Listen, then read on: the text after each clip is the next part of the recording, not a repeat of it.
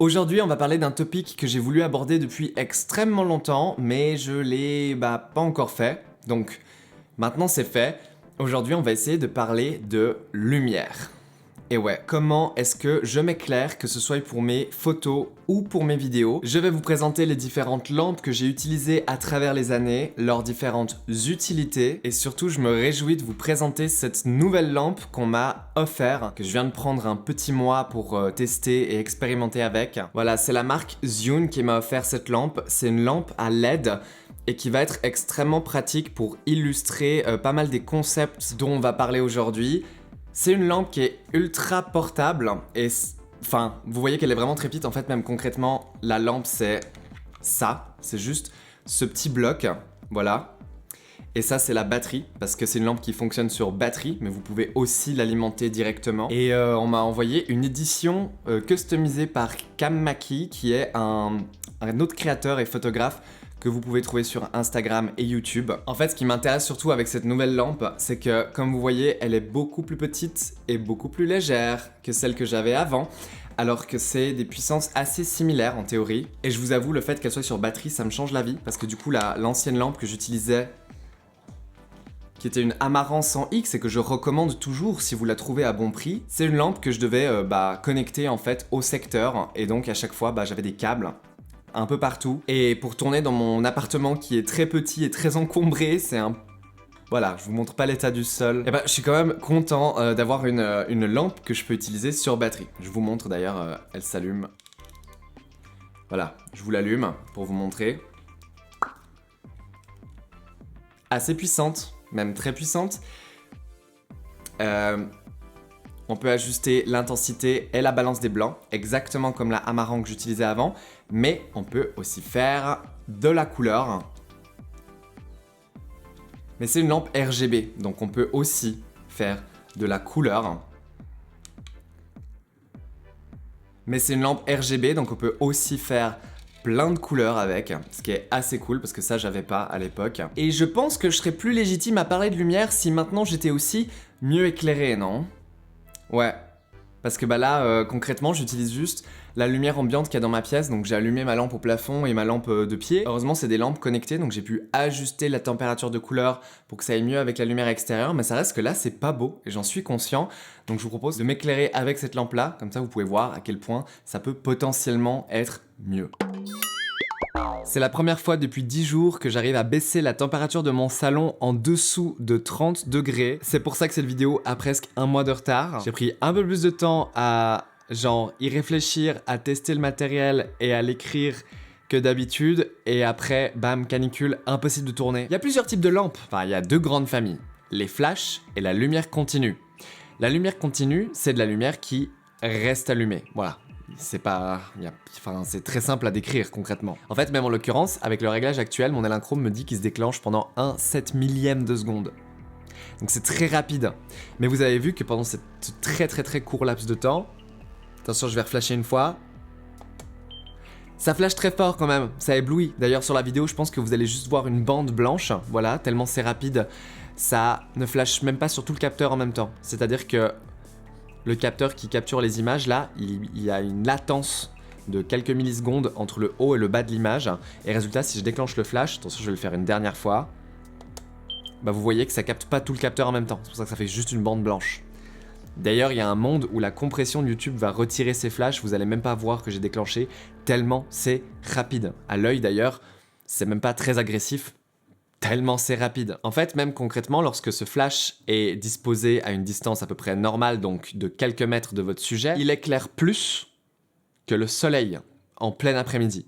Voilà, c'est plus puissant que le soleil.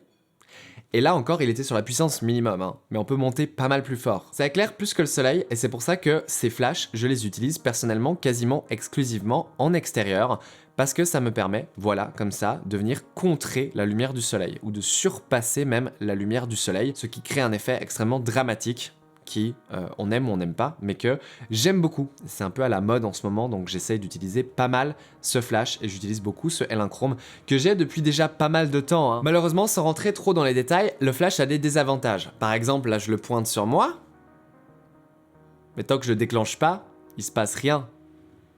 Donc on voit pas ce que je suis en train d'éclairer, on voit pas ce que je suis en train de pointer.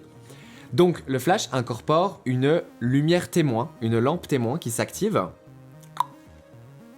C'est une LED qui est assez puissante quand même, mais là je crois que c'est parce qu'elle est au maximum. Attendez, je la mets à une puissance plus raisonnable. Voilà, une lampe témoin qui peut m'éclairer, hein. Et cette lampe témoin me permet de prévisualiser ce que le flash va faire avant de déclencher le flash.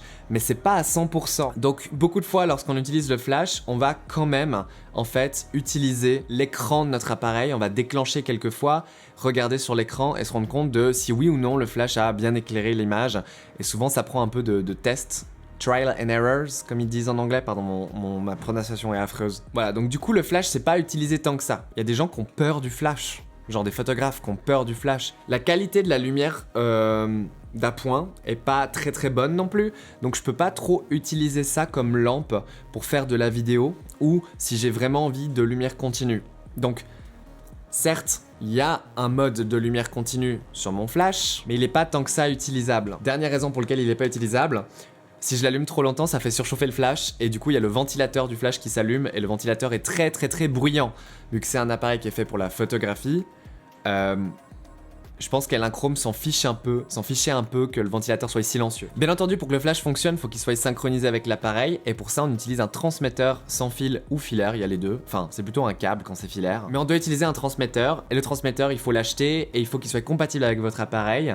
Il y a des transmetteurs faits pour des marques spécifiques et il y a aussi des transmetteurs universels qui sont un peu moins performants. Mais pas tous les appareils sont capables de capturer des images au flash à tous les réglages.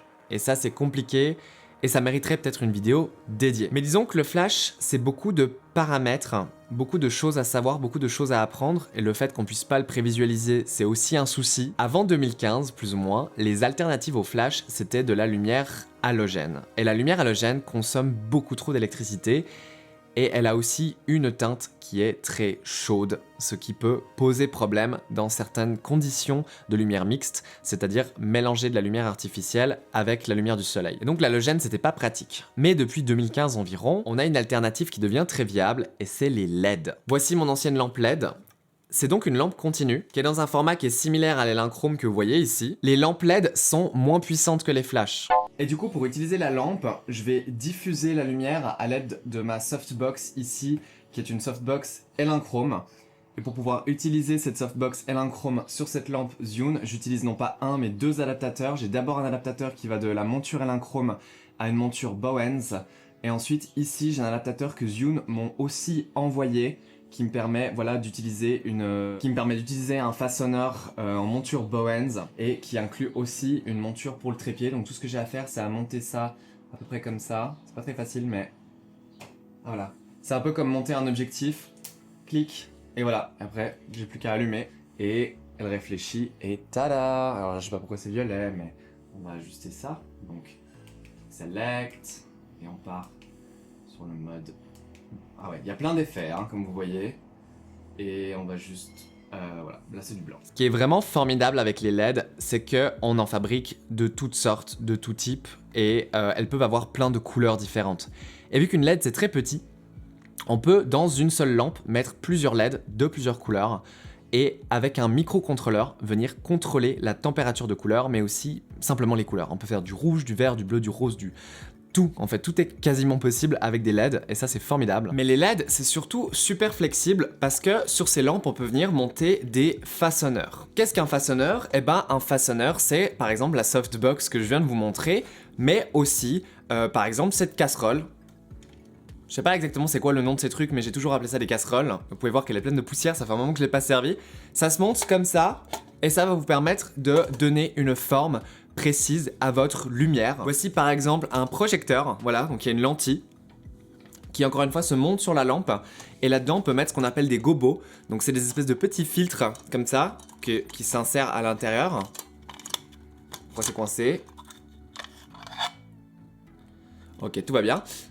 Donc ici on peut venir insérer un petit filtre qui va permettre de donner une forme à ce qu'on projette. Et puis on a bien entendu les softbox, mais ma softbox est actuellement utilisée, là, elle est actuellement montée sur la Zhiyun avec 2 adaptateurs, puisque tous les façonneurs de lumière que j'ai sont de la marque Elinchrom. Et du coup, forcément, ils sont en monture Elinchrom. Et du coup, j'ai dû acheter des adaptateurs pour pouvoir les monter sur mon Amaran qui est ici, ou alors un adaptateur pour pouvoir les monter sur la Zhiyun qui est ici. Et enfin, ce qui est intéressant, c'est que le Elinchrom One que je vous ai montré avant, eh ben, c'est une des premières ou seule lampe Elinchrom qui n'est pas en monture Elinchrom. En fait, vous voyez qu'il n'y a pas de quoi accrocher un façonneur Elinchrom sur cette lampe Elinchrom. Il faut du coup aussi utiliser un adaptateur, et si je me rappelle bien, il était fourni avec, mais là, à l'instant même, je ne le trouve pas, donc je vais vous montrer une photo prise sur internet, mais en gros c'est juste un énorme anneau en caoutchouc qui vient se fixer sur le façonneur et qui ensuite va venir faire friction avec le bout du flash. Et cette nouvelle méthode pour mettre un façonneur sur une lampe Elinchrom, j'approuve énormément parce que la monture Elinchrom ici présente est un peu nulle. Genre vraiment c'est un peu de la... Mais ouais, du coup mes premières lampes c'était des lampes Elinchrom, donc des flashs. Et ça, c'est parce que en école de photo, c'est ce qu'on utilisait. Faut savoir que Elinchrom, c'est suisse, enfin c'était suisse, et que je suis un peu biaisé pour Elinchrom parce que déjà, bah, c'est les lampes avec lesquelles j'ai appris en école de photo et je les trouve bien, bonne qualité, pas trop cher. Et puis j'ai aussi bossé pour Elinchrom, enfin j'ai bossé pour un des revendeurs officiels. Et c'est pendant que je bossais pour ce revendeur officiel que j'ai eu des prix sur les lampes Elinchrom. Donc j'ai acheté plusieurs lampes Elinchrom à ce moment-là, mais c'était que des lampes sur secteur. Et la Elinchrom One, je l'ai acheté par moi-même, par mes propres moyens, parce que ça faisait déjà plusieurs années que je n'avais plus bossé pour Elinchrom, donc celle-là je l'ai payé plein pot. Mais Elinchrom, je sais pas trop ce que ça va devenir, puisque bah du coup ça a été revendu, et la vérité c'est qu'en fait je ne sais pas c'est quoi l'avenir du flash, parce que si le look du flash revient vraiment à la mode, et que je vois de plus en plus de photographes qui se mettent au flash, parce que quand tu utilisais en lumière mixte, donc avec de la lumière extérieure en même temps, ça donne une esthétique très particulière qui est souvent de plus en plus recherchée par les artistes. Ça reste que c'est une mode actuellement et que toutes les modes passent, et que les LED, comme la Zhiyun qui m'éclaire maintenant, sont beaucoup plus faciles à utiliser. C'est une lampe qui est plus légère, qui est plus petite, qui peut faire plein de couleurs et plein de températures de couleurs, qui peut se contrôler à distance en Bluetooth avec un téléphone, sur laquelle je peux monter des façonneurs Zhiyun, mais aussi des façonneurs d'autres marques avec des adaptateurs, dont mes façonneurs Elinchrom. Et bah surtout c'est de la lumière directe, et la lumière directe c'est beaucoup plus facile à utiliser parce qu'on voit en temps réel ce qu'on fait, à quoi ça sert. Et puis bah, elle peut aussi être utilisée pour la vidéo, voilà, ce qu'on peut pas vraiment faire avec un flash. Bref, je pense que c'est un peu tout pour cette vidéo, je suis désolé de l'absence, et je pense que je vais continuer à être un petit peu absent cet été parce qu'il fait un peu trop chaud, mais j'ai des petites vidéos sympas, j'ai 2 vidéos de retard d'ailleurs, que je devais sortir avant celle-ci, mais qui ne sortiront pas avant celle-ci, et qui sortiront peut-être pas avant fin août. Passez du bon temps, hydratez-vous.